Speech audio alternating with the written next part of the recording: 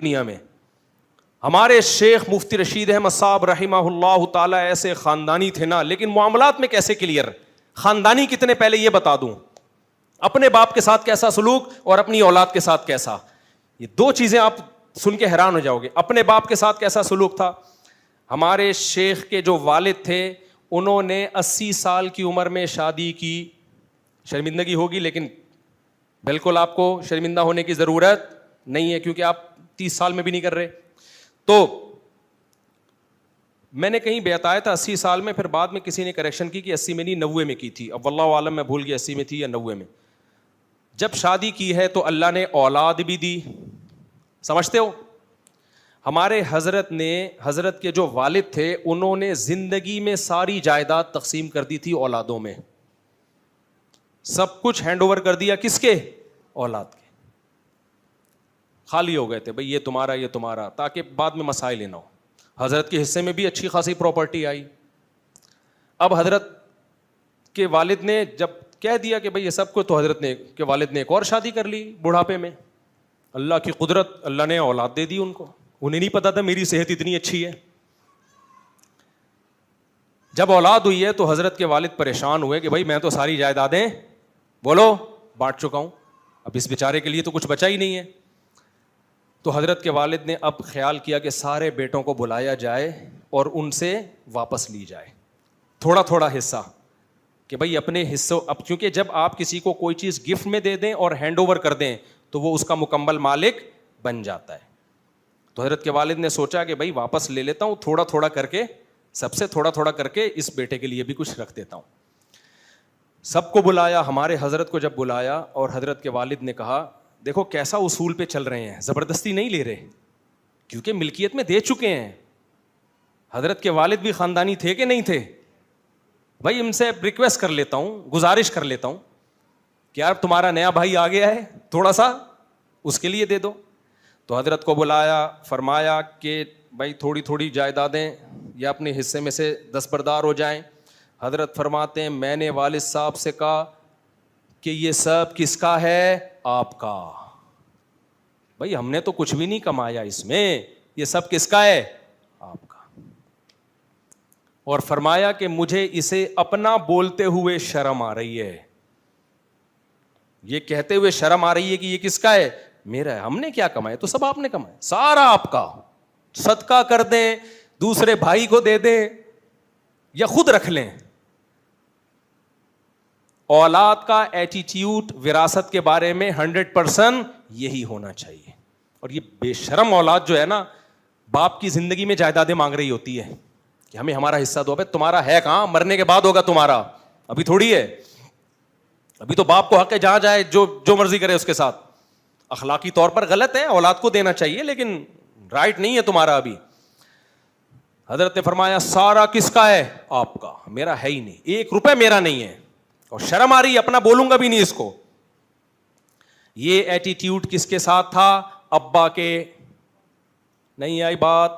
اور ابا بھی کیسے خاندانی ہے بھائی جب ہینڈ اوور کر چکا ہوں تو اب بیٹوں سے پرمیشن لینی پڑے گی, تاکہ ان کے دل میں نہ آئے کہ ہم سے ہماری ملکیت چھینی جا رہی ہے. ایسا مالی معاملات میں انسان کو کیا ہونا چاہیے, کلیئر. آگے اللہ نے حضرت کو اولادیں دی. تو حضرت فرماتے ہیں میرے بچے جب جوان ہوئے, ان کی جب شادیاں ہوئیں, تو میں نے ان سے کہا کہ اب ہر ایک گھر تھا نا, اس میں سب کو الگ الگ کمرے دے دیے. اب ہر کمرے میں سب میٹر لگے گا, جو جتنی بجلی استعمال کرے گا اس کا بل وہ خود دے گا. ایسا نہیں ہوگا کہ کوئی استری بہو جلا کے, اپنی طرف سے اب میں تفصیل کر رہا ہوں. اس بہو ہوتا کیا ہے جوائنٹ فیملی میں, ایک بہو استری چلا کے بھول گئی, بل کون دے رہا ہے, تمہارا باپ. صحیح ہے, الگ سے اس استری کا بل اس کا شوہر بولو نہیں دے گا. ایک دن ایک بہو چولہا جلا کے بھول گئی, سو گئی, سارا دن ہوتی رہی ہے, اس کا بل کون دے گا, اس بہو کا شوہر. اس کا بل تمہارا باپ نہیں دے گا. یہ حضرت نے نہیں کہا تھا, یہ میرا اسٹائل ہے. ہر ایک کا اپنا اسٹائل ہوتا ہے. جب ہمارے بچوں کی شادی ہوگی تو ہمارا اسٹائل یہ ہوگا, اس کا بل تو دے گا. تو یہ نہیں کہنا کہ تیرا باپ دے گا. تیرے باپ نے جو بل دینے تھے وہ دے دیے ہیں, اب بل ہی دے رہے ہیں, ہم 4 گھروں کے بل آ رہے ہیں. سوچ رہا ہوں بینک میں رکھوا دوں اپنے آپ کو کہ تم ہمیں گروی میں رکھ لو اور بل تم خود ہی اٹھا لو سارے. گروی میں ایک مشہور شخصیت آپ کے پاس لاکر میں جمع ہو رہی ہے, تو بجلی ہے نہیں اور بل دیکھو آپ یار. خیر پھر دکھڑے لے کے بیٹھ جاتا ہوں میں, کیا کروں. تو کیسا کلیئر معاملات ہیں یا نہیں؟ حالانکہ ایسا نہیں ہے کہ حضرت کے بیٹوں میں کوئی بخل تھا, یہ حضرت میں کوئی کنجوسی تھی. حضرت کو اللہ نے بہت دیا تھا, حضرت کر سکتے تھے کہ بھائی بھلے استری جلی چھوڑ دو, بھلے چولہا جلا رہ جائے, بل دینے کے لیے تمہارا باپ بیٹھا ہوا ہے. حضرت کو پتا تھا بعد میں کیا پھیلیں گی اس سے نفرتیں. کبھی باپ کے دل میں خیال آئے گا یار شادیاں بھی میں نے کرا دیں اور استری وہ جلی چلا کے چھوڑ دیتی ہے, بل ہم بھر رہے ہیں, ہمارا خیال نہیں ہے. چولہا جلا کے چھوڑ دیا, بل ہم بھر رہے ہیں. بقرعید پہ موٹے موٹے کٹے آ رہے ہیں, پیسے کون دے رہا ہے؟ ہم دے. اس سے آپس میں کیا پھیلے گی؟ نفرتیں. تو ہر وہ چیز جو نفرت پھیلنے کا ذریعہ بنے اسے پاؤں کی ٹھوکر سے اڑا دو, سوسائٹی سے اس کو آؤٹ کر دو. اور مالی معاملات میں گڑبڑیں جتنی نفرت پھیلانے کا ذریعہ بنتی ہیں اتنی کوئی اور چیز ذریعہ نہیں بنتی. اس لیے حضرت نے فرمایا جس بیٹے کی شادی ہوئی میٹر الگ, اس کا بل وہ دے گا. سمجھ میں آ رہی ہے بات؟ پھر بھلے استری جلا کے چھوڑ دو, چولہا جلا کے چھوڑ دو, یہ تمہارا ہیڈک ہے. نہیں آئی میرا خیال ہے بات؟ تو جوائنٹ فیملیوں میں باقاعدہ لڑوانے کے پروگرام ابا اور اماں کی طرف سے لانچ کیے جاتے ہیں. ایک بیٹا کما کے بھیج رہا ہے, دوسرے پیڑے کھا رہا ہے بیٹھ کے. ایک سعودیہ سے پیسے بھیج رہا ہے اور دوسرا یہاں کیا کر رہا ہے, دوسرا بھائی یہاں پہ وہ لٹو کھیل رہا ہے, وہ اسنوکر میں پیسے اڑا رہا ہے. اب ماں کو بیٹا بولتا ہے اماں میں اس لیے تھوڑی بھیج رہا ہوں کہ یہ چرس پیے. اماں فوراً اپنے ماں ہونے کا تانا شروع کر, میں تجھے دودھ نہیں بخشوں گی. یہ ہوتا ہے, ہوتا نہیں ہے, ہو رہا ہے. باپ فوراً کہ تو بھیجے گا ورنہ میں آج سے تیرا باپ نہیں ہوں. پھر ابا کے فضائل, یہ بھائی یہ غلط فضائل سنا رہے ہو, یہ ابا کے فضائل سنانے کا موقع نہیں ہے. مالی معاملات میں ابا ہو یا اماں ہو, معاملہ کیا رکھو کلیئر. آپ کو بتاؤ میرا کتنا پیسہ ہے, اس کا کتنا پیسہ ہے, اس کے بعد پھر سخاوت کرو. پھر سخاوت پسند بھی کی جائے گی, پھر سخاوت سے ریلیشن مضبوط ہوگا. سمجھ رہے ہو؟ پھر ریلیشن مضبوط. آپ کا پیسہ آپ کے اکاؤنٹ میں آ گیا, پھر آپ سارا ابا کے اکاؤنٹ میں ٹرانسفر کر دو. ابا تھا میرا, گفٹ کر رہا ہوں کس کو؟ آپ کو. ابا کہے گا میرا بیٹا, سبحان اللہ کیا خوب بیٹا ہے, ریلیشن مضبوط ہوگا.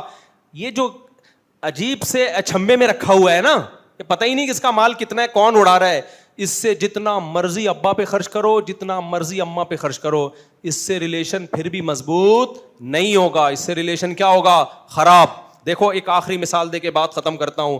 ہم جب دعوتوں پہ جاتے ہیں دوست احباب مل کے, بھائی پتا ہوتا ہے کہ اس کی طرف سے دعوت ہے, اس کی طرف سے دعوت ہے, یہ کھلا رہا ہے, ایسا ہوتا ہے کہ نہیں ہوتا؟